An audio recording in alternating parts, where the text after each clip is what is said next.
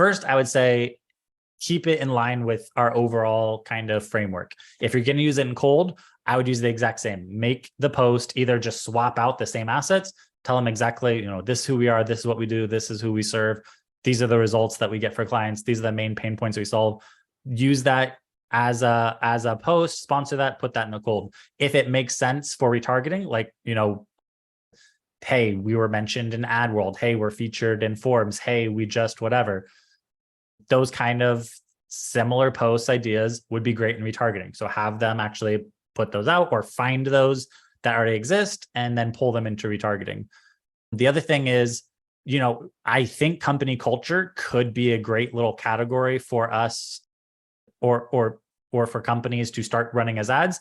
Kind of like it's kind of branding, but imagine this, like, instead of running ads that say, hey, our team, we have a great culture here at Impactable, our team loves to learn and grow. Imagine if we just specifically picked like 3, 4, 5 people from our company, had them create these posts talking about their experience with Impactable, how they've, loved serving the clients and getting great results, or a great result this client got. So instead of taking that experience and making an ad of it, we have our people post it and then sponsor those posts. So now, like, I think part of it is the prospects are not going to know that they're being marketed to.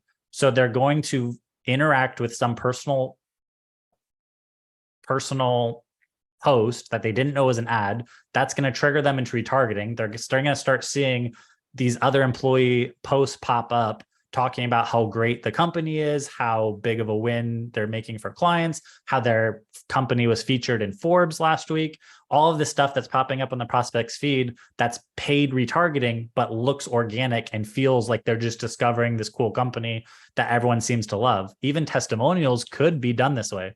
All you have to do in order to make a post of this nature would be to be attached to the company page. So imagine if part of my experience, I was strategic advisor to, let's say, to Hockey Stack.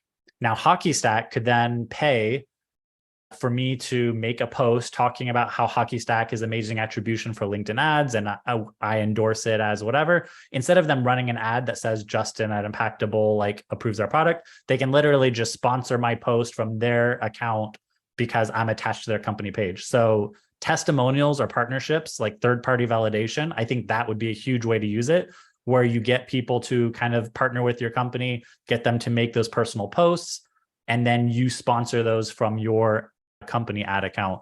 So that, again, you're getting third-party validation, testimonials, trust and credibility, but it doesn't look like an ad. It looks like these respected people in the surrounding community are saying good things about you. Because I guess the big thing is, like, this way it shows up, I guess I should have shown this better. The way it shows up, like, it doesn't say promoted and then all this. It looks like a regular post, name, image, your title, and then underneath the title it says promoted.